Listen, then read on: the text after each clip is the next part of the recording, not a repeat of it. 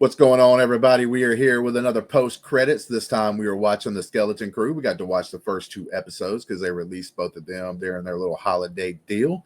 And let's get the thoughts on everybody and what they thought about it.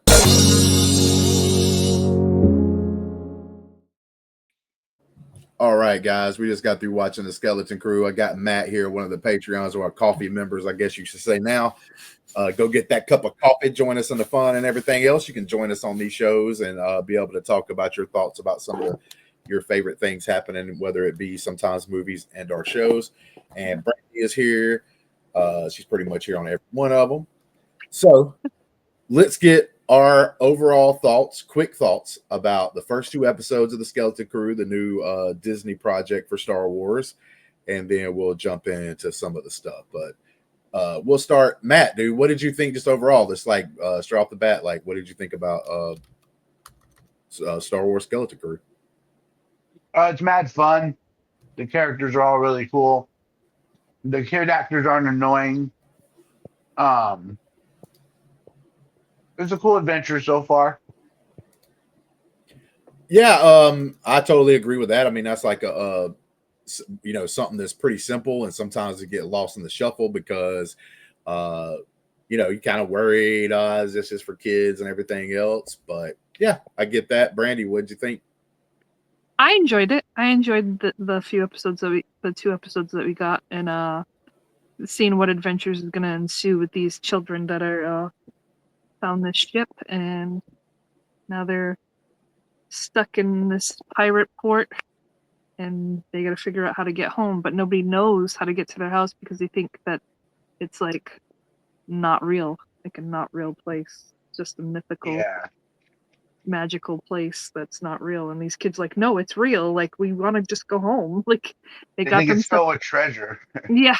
It's not filled with treasure. Well, they got the little things, and they're like, I guess that's a lot of money for people, and they just think it's not. And the kid's like, it's his lunch money. His dad gave it to him for his lunch money. Yep. But go ahead. I said no, but I'm enjoying this and seeing where this is gonna go. It's so far so good. Hopefully, it doesn't take a veer off to Neverland. You know what I mean? So. Yeah, gonna be honest with you, Star Wars has kind of been like draw the hat. You could draw something real crappy, or maybe there's something kind of good. To be honest with you, the last few projects they put out, it's not been very well received or very good at all. This one right here, I was a little worried because you got kid actors and stuff like that. So is it going to be a little bit too childish, just a lot of dumb fun without any intrigue and everything?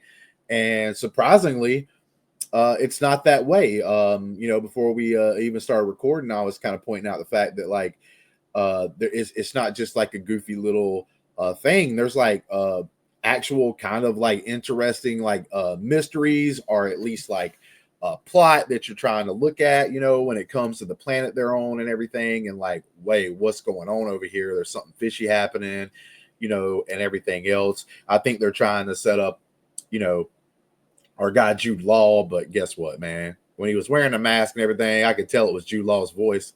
Yep. They should have probably did something to hide that, maybe just a little bit better. But I see also where they kind of want you to know that he's not as good, so these kids don't know what they're getting into. But us as like the people watching the show can kind of, so I can kind of see where they're going there. But no, I was just pleasantly surprised. So far, well written. The kids are doing good. I don't think any of the actors or anything are doing terrible.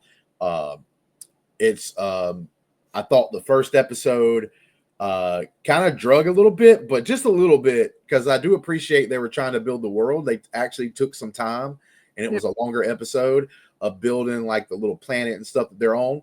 I had a couple of issues with some very minor, it'd be like nitpicky things. Like I didn't really care for like they had this basically look like cereal, but it looks a little different, like in a container that it almost looks like you could buy off Amazon. You know what I'm saying? Those kind of little nitpick things. I was seeing, didn't really love the fact that it looked too like you can have a place that kind of resembles like suburbia, I guess you would call it, but like you do have to change a lot of things, or at least a decent amount of the things on there. But I didn't hate all that. Like But as soon as they found the ship and stuff, I think it like took off from there and all of that. So far, first 2 episodes, I'm really digging it, man. Like, to be honest with you, is it as good as say something we watched like The Penguin not very long ago? So far, no. But I do think this show has the opportunity to like get itself up there to be something that potential. I really enjoy. Yeah, it has a lot of potential. Like, if they don't fall on their face, this can actually redeem themselves just a little bit. But like I said, man, it's one of those things. You get a competent writer in the room, tell them to go make a story. A lot of times they can at least make a good story, right? Not all the time they're going to be home runs or great stories, but they can at least be good stories. But yeah, like I think we kind of mentioned them on. I think we're pretty positive on them, but I will ask the panel here, what did y'all think so far of like the child actors that we have, and tell me like maybe like pick one of your favorites so far out of the 4 kids that we're going on the adventure with. Matt, go ahead, bro. My favorite's probably I don't know, maybe the elephant looking kid. I knew you were gonna pick him. Yeah. I think whoever it's a shame sometimes when you're playing a character like that because a lot of people's not going to know who you are. But whoever that is, done good. I want to point out another thing.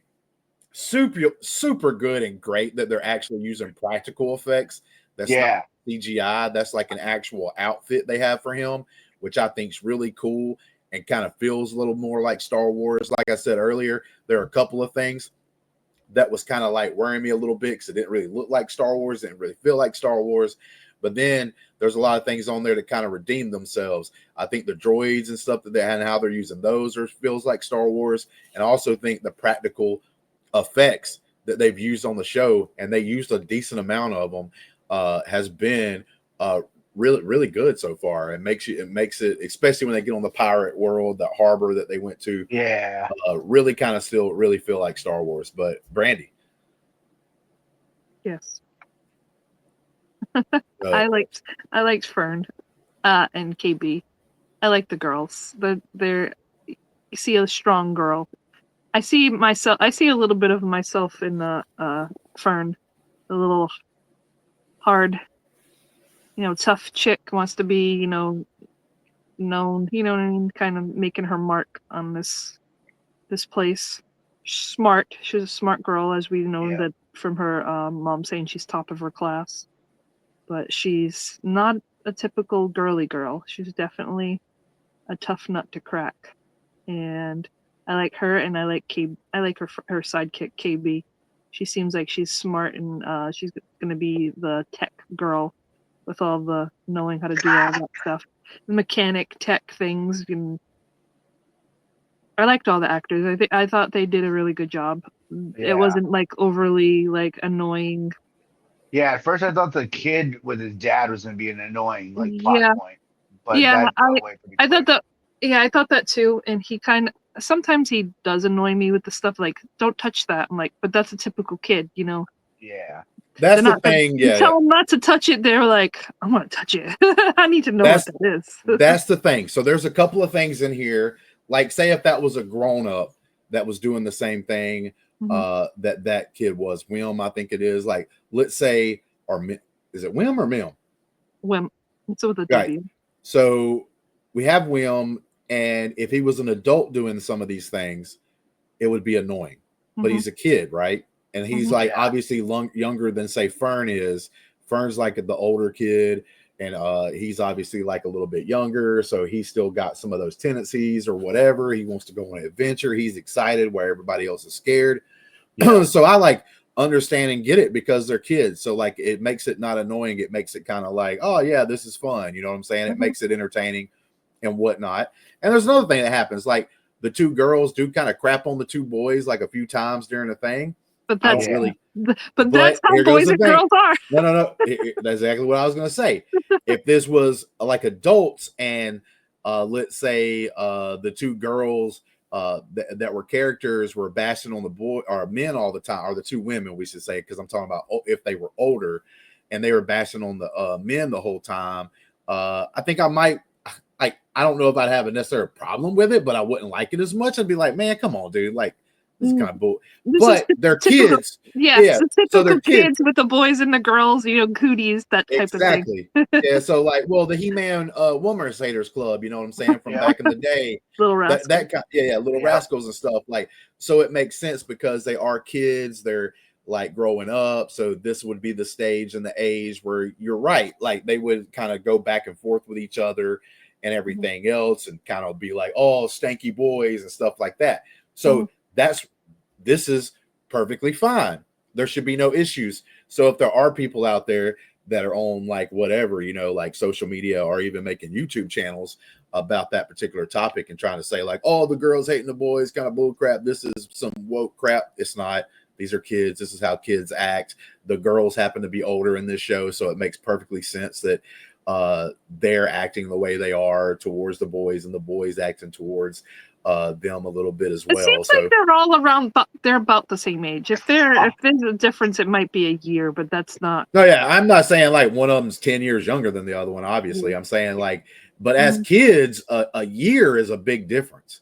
Like, when you were a kid, you're going to like elementary school or maybe they're like beginnings of middle school or whatever. Like you would go on your summer vacation, come back, and the kid that you knew from the year before could look totally different, 5 inches taller, like all this stuff, right? So there's a big difference when you're talking about these ages and everything else. And especially like maturity levels and stuff like that change like astronomically while you're in those school time and age of kids and everything else. But I actually thought the dynamic was cool, was fine, good.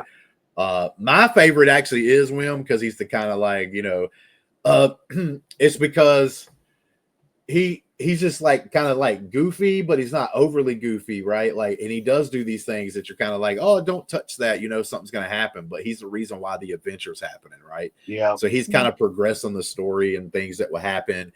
And I'm actually interested in seeing his like story as it progresses, just like a little bit more of the maturity start to kick in, because he's learning there's consequences to these things and they get in trouble for him and stuff. So like, let's see how his character progresses and all that.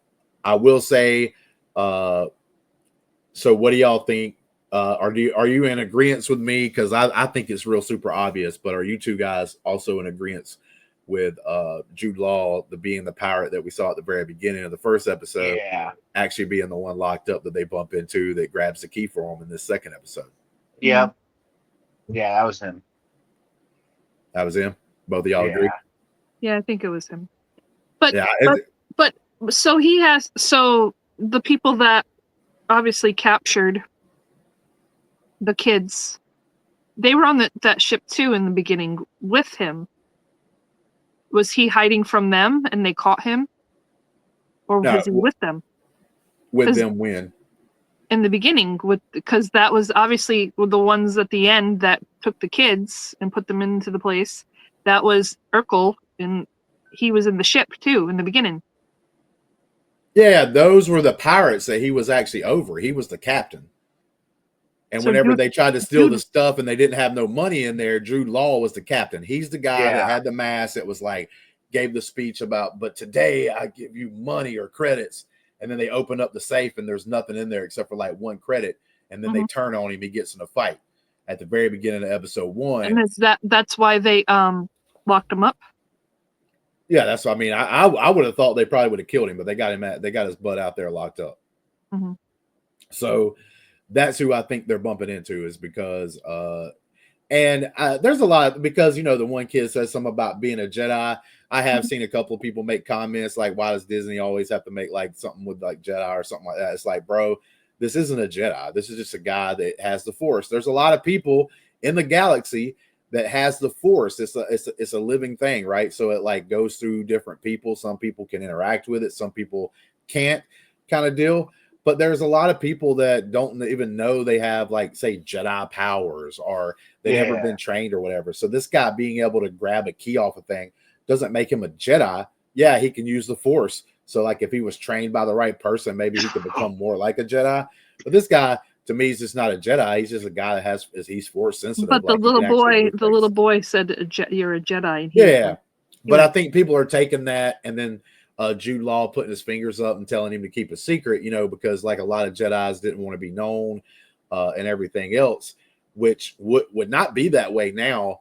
But Jude Law, to me's character is going to be someone who's just a normal person, became a pirate, got put into this situation.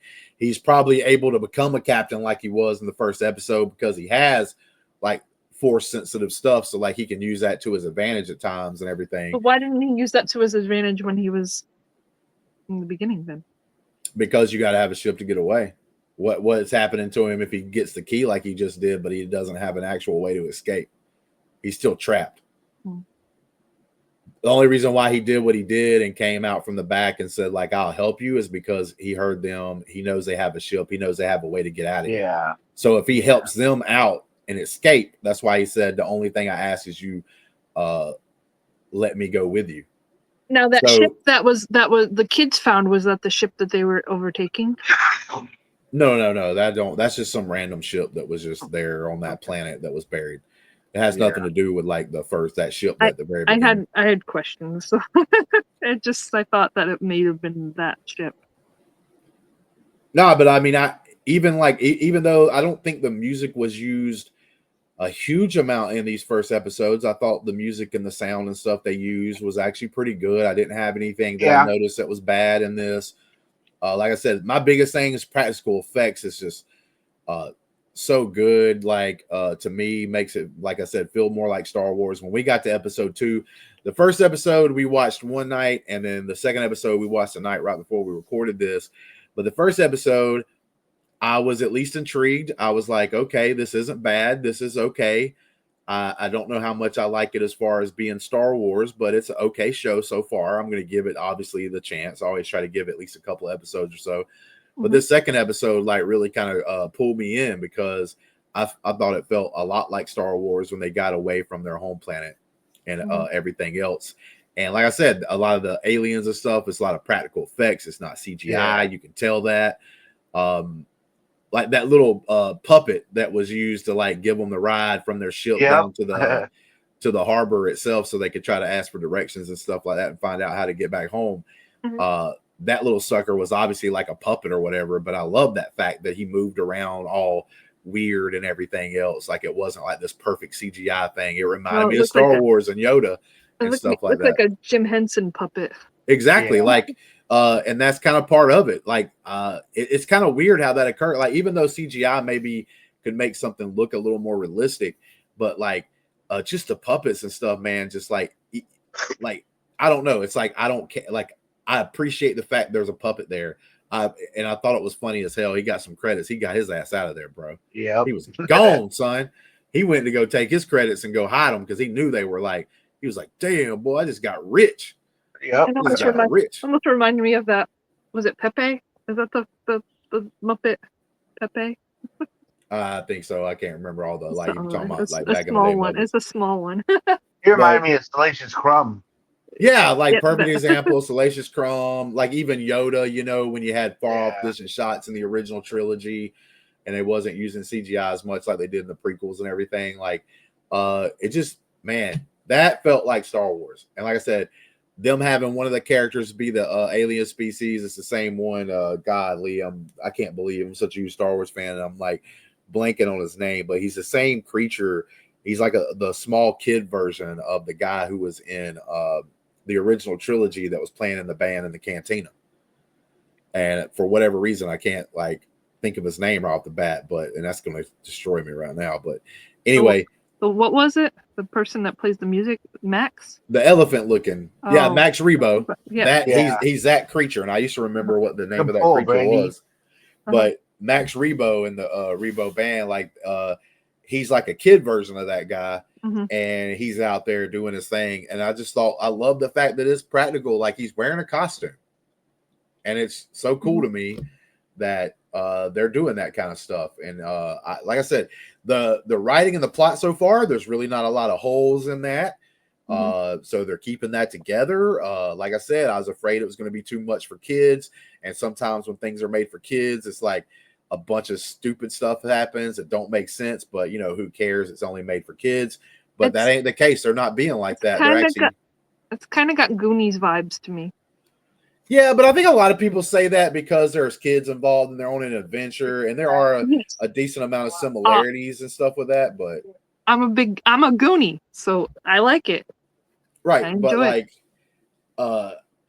we'll see how much the story goes, and it's got the pirates, and technically there's pirates in the Goonies and stuff. So I do get pirates, that mafia. Kind of feel. If there's mafia people too. To me, it's like so far it's that old 80s, probably early 90s Amblin style entertainment, which if you don't know, that's the people that made like E.T. kind of Steven Spielberg, E.T., that kind of story that were going on. And there's been a decent amount of those kind of stories past the years, and some of them were super great. Now some of them could be really cheesy and stupid.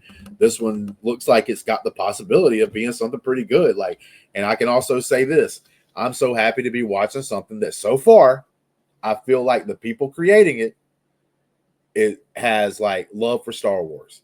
Like it does feel like the people making this love and respect Star Wars. They're not out there trying to change it. They're not out there trying to throw something in there just to put it in there. They're just doing Star Wars story so far.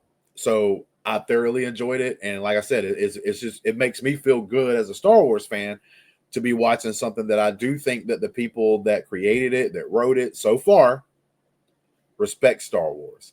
And that's all I really ask for. Sometimes you try to make something good and it's like, oh crap. But I am sick and tired of people getting these jobs and getting these like shows or movies, and like they don't talk about your first thing out of your mouth if you get a gig like that is like, I love Star Wars and I want to make a Star Wars movie because of so and so. This was my favorite character. This is why I'm trying to be in this world, not anything else. If you say anything else at the very beginning of that statement, like I don't care, like it just kind of pushes me away because I'm like, bro, these people are just whatever. They're getting offered money and gave a job and they don't really care about it. At least that's because, like I said, if you're a big fan of something or a fan enough to want to be in part of that creative process, you should actually have respect for the property that you're going to work on. And I see it too many times where those people that are working on it doesn't have the respect for it. Look, I'm sorry. People that worked on The Acolyte, they can say whatever they want, but they didn't care. There was so many mess ups in that show. There's no way that if you really cared about a project and you wasn't just cashing checks, that you would let all those things slide. Yeah, there's times you can make mistakes or maybe your show doesn't catch on or whatever, but there was literally like, you would have to be a super dumb not to catch some of the stupid things that happen. Yeah, there's so much flip-flopping. Flip-flopping. I mean, you had a character cut off a character's handcuffs and then within 1 second tried to stab him in the face with a lightsaber. That don't make no sense.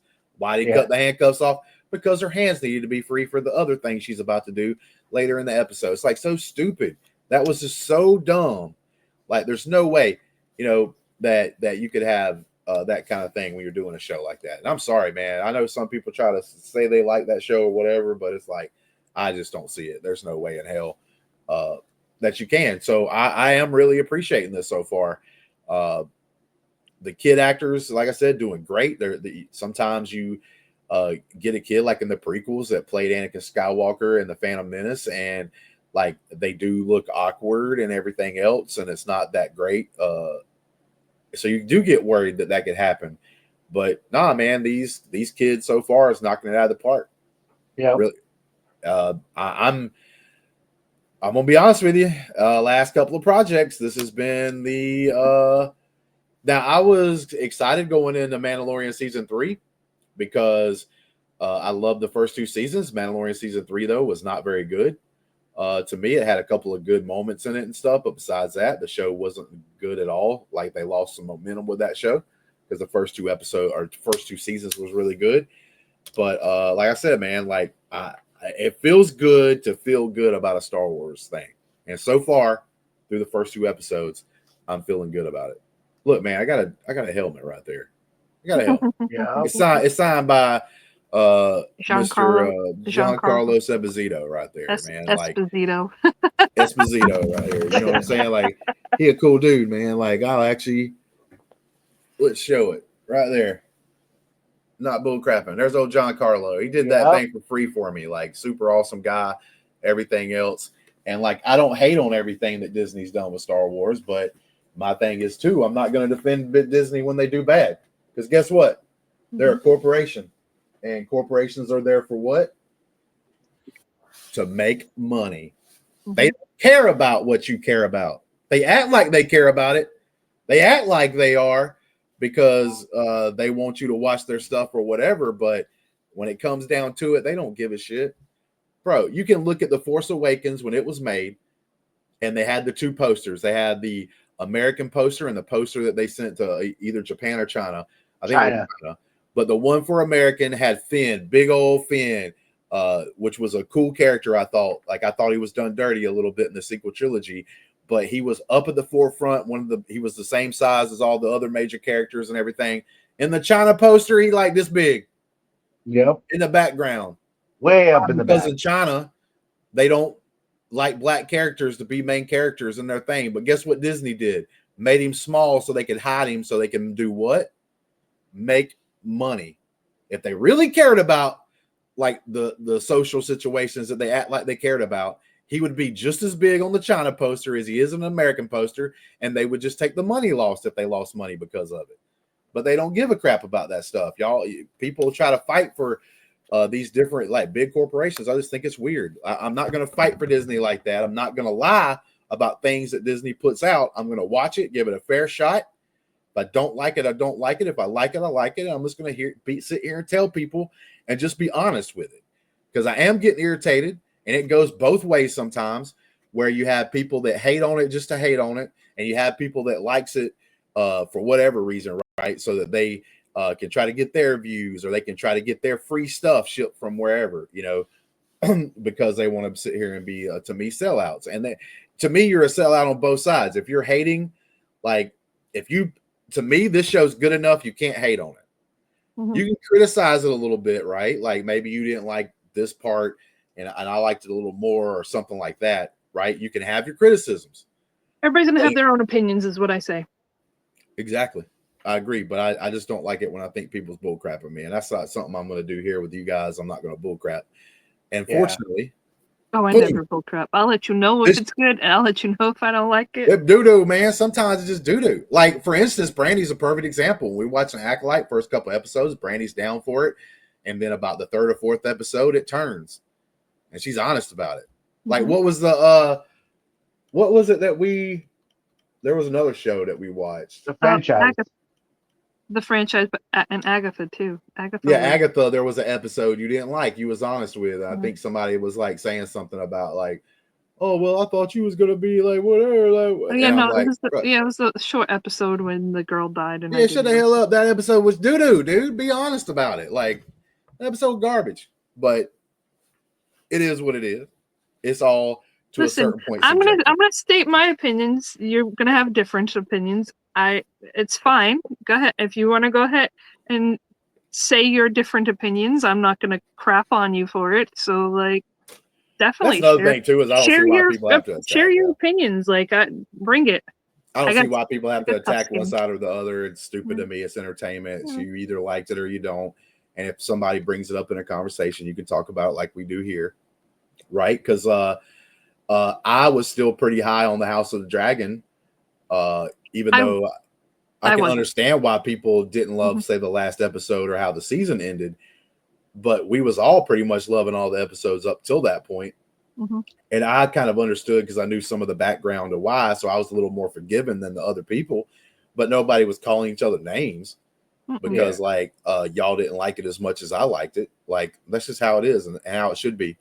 It's all about the discourse, man. We got to straighten up the discourse. We got to stop like throwing names and slamming people because they like or dislike something. Or listen, I like this show. If somebody wants to give me something because I like this show, I'm not going to be mad, but I enjoy this show. So I would definitely take stuff from the show because I do like it. I'm liking it. We'll see how the other episodes go, but so far I like it. It's giving me that Goonies vibe, which I'm a very big fan of the Goonies. So I'm enjoying this adventure. I like that there's not a lot of exposition too. No, yeah, they're telling a story. Yeah. They're telling a story, and some of the things that people forget is you don't have to tell us every damn thing. You can show us, not tell. You can show us a facial expression. and not tell us exactly what that person's thinking. We can figure it out on our own. You know what I'm saying? Like, the audience isn't as stupid as some of these people try to make it out to be. I think sometimes that happens as well. Like, the persons that create stories or write a story thinks they're smarter than everybody else, and you're not, because you're writing a story. There's somebody out there inventing a new kind of rocket. Who do you think's more intelligent? You were the rocket guy. Okay, let's be honest. Like, somebody's out there performing brain surgery right now, and you're writing a kid Disney show. You know what I'm saying? They're not doing that on this. That's what I'm liking about it, is they're not like dumbing it down. It's still got that. If you're a kid, I could see a kid watching this and enjoying it because they're getting like the little goofy kid stuff that they can relate to. But as an adult, you can also remember, hey, that's how I was when I was a kid, like Brandi was with Fern. Like, hey, I was a little bit like her. And then you can also be the adult and still enjoy the story because of the fact that, like, you do have these things like, what's going on that planet? Right? What's happening over there? Like, why are these pirates like trying to find that planet? Why do they think like it's some magical place? Like, everybody was told the story of something. It's got a barrier. It's got a barrier and all that stuff, right? Like, why is the barrier there? Like, is it a barrier that encloses the whole planet, or is it a barrier that just encloses like that certain spot of the planet? Like, there's a lot of things in here that you could ask and have fun with as an adult, as well as kids enjoying it as well, because of the things that they're able to get out of it. And I just think this is great. It's a great family Disney thing.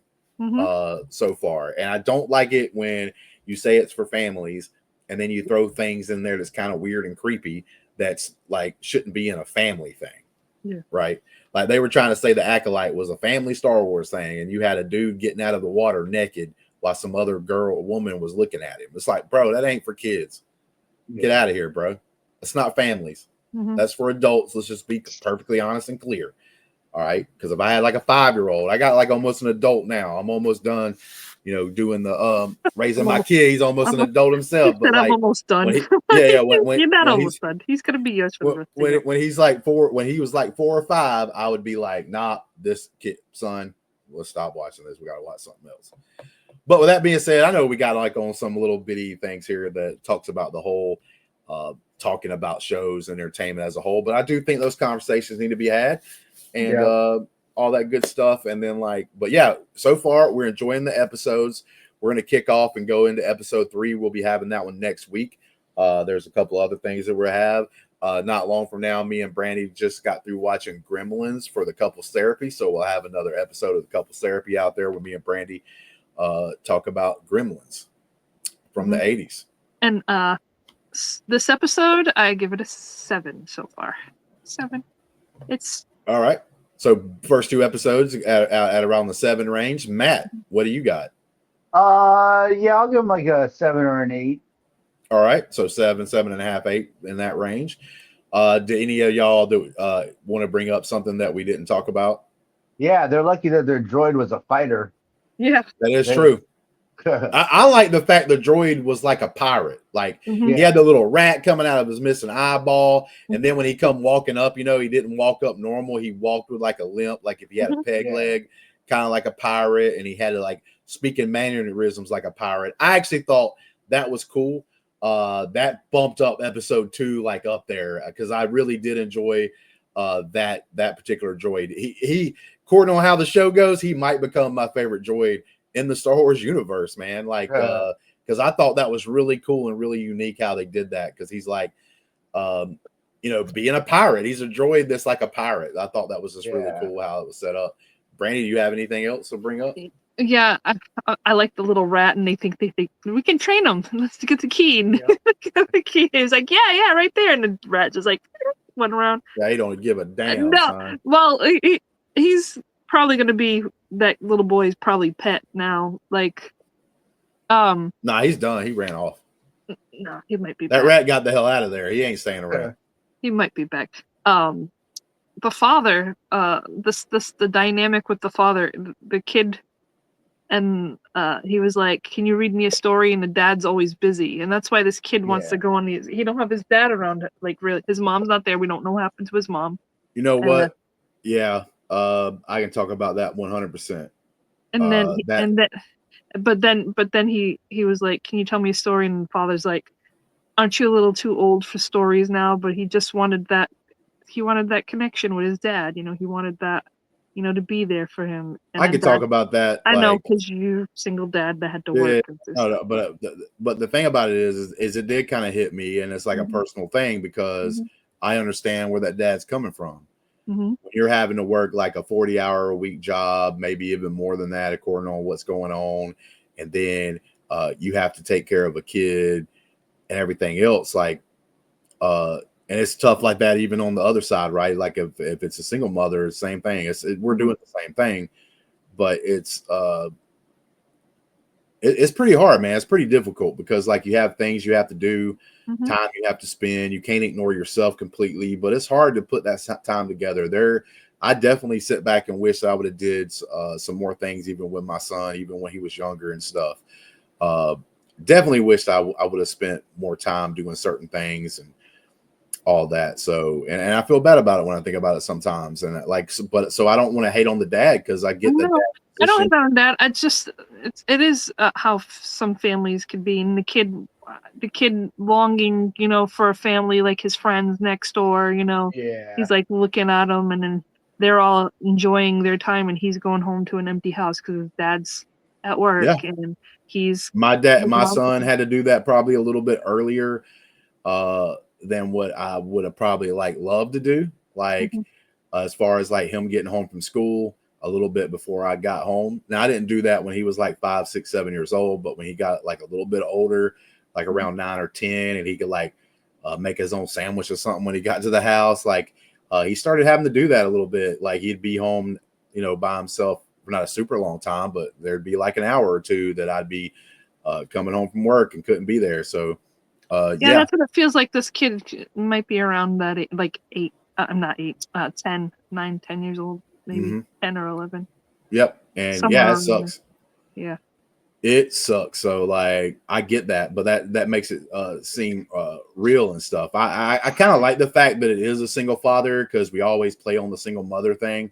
Yeah. And there's a lot more than what people expect of fathers that's taking care of our kids by themselves out there, and they don't get a lot of love or respect. But you every time in this country, whatever, we talk about single parents. It's almost automatically assumed, or you're talking about single mothers.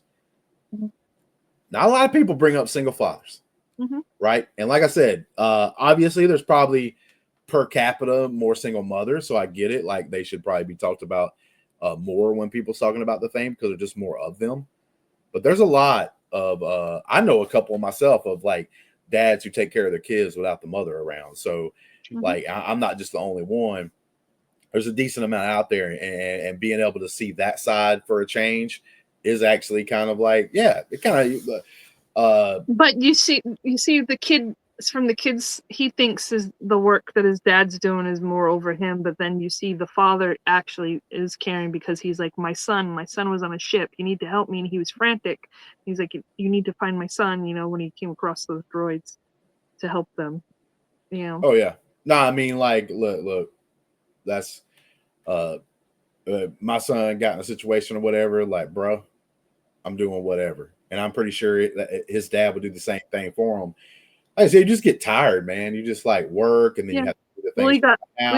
He got mad at the kid because he missed his assessment test, but the kid was trying to tell him that he missed, the tram, and but the father didn't want to hear it because he's like, "Don't do it again. Don't. You get to take the test tomorrow. I negotiated, but you're gonna have 50 points taken off, so you need to get every answer perfect."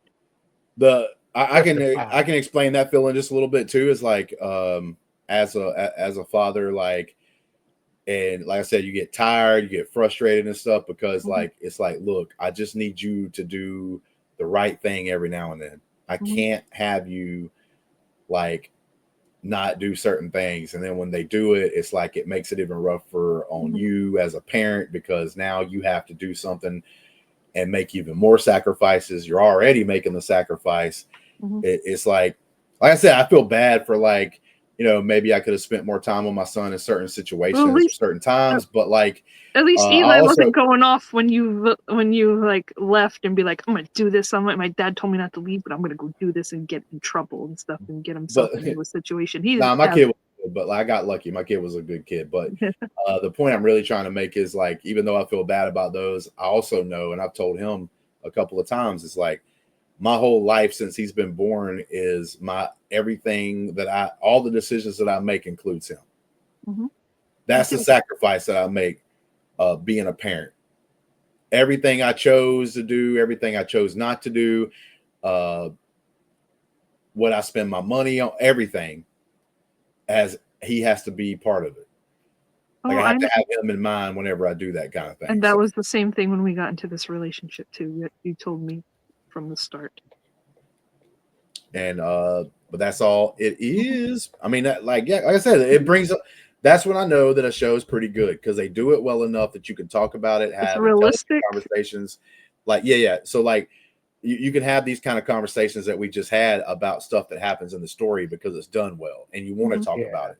When it's done in a crappy way, you're kind of like, well, shit, bro, that shit's doo-doo. I don't want to discuss nothing about this.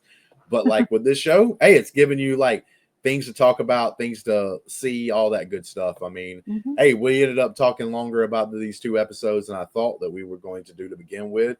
But that's just how a conversation works and talking about the different things. But I am going to I'm at a solid 7.5. Ferris be damn. I'm at you know what? Just for Ferris, it's a 7.53. Justin. 7.53. Like, I definitely think this is an A. I definitely think it's a low grade A to me, so it's not like super up there, but this is more than passable to me. Right? This ain't just a okay show. I think so far this is a good show with the potential to be great if it keeps progressing and the story keeps getting more intricate and we find out things in the correct way, in a satisfying way. This show could even climb up the ladder. Right now, though, I do think it's it's a good show. There's not a lot, like I said, I can nitpick about some of the scenery and stuff like that. Maybe not feeling as much as Star Wars. Like I said, the little cereal container. And there was a couple other things that I've seen in there that was kind of like, come on, guys, you could have changed that a little more. That kind of thing, but the spaghetti noodles with the seaweed, sea. Well, it's like even like the house and the furniture, right? It looked like a modern deco. You know what I'm saying? Like, you can change things a little more to make it feel a little more like Star Wars. Well, they did change it. The TV was like this little thing that they were watching in like a. Oh yeah, I'll tell you this too. There was a couple of things they brought back. Holiday special thing I thought was okay. Yeah, I never liked, even in the prequels, when that one kid said something about that's weird. That's Wizard, Annie. What the hell? Stop it with the Wizard. We can come up with another name that stands for cool. But they're doing that whole Wizard. They said it. I think once in this episode and once in the first episode. Yeah. But man, those are all nitpicks. When I gotta nitpick things, that means the show's good. It's good, not great right now. But I think I have hopes. I didn't have no hopes for this show. I wasn't super interested coming into it, but I'm a damn Star Wars fan. I'm going to watch it. And this show's done better than I thought, to be honest with you.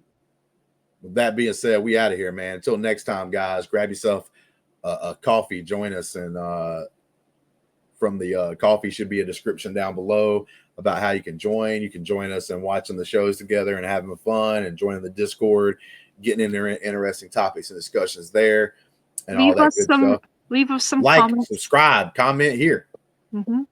Tell Brandi how much she was wrong. Yep, that's it. I'm never wrong. But with that being said, we out of here. Until next time, guys. Peace. And may the force be with you. Yeah.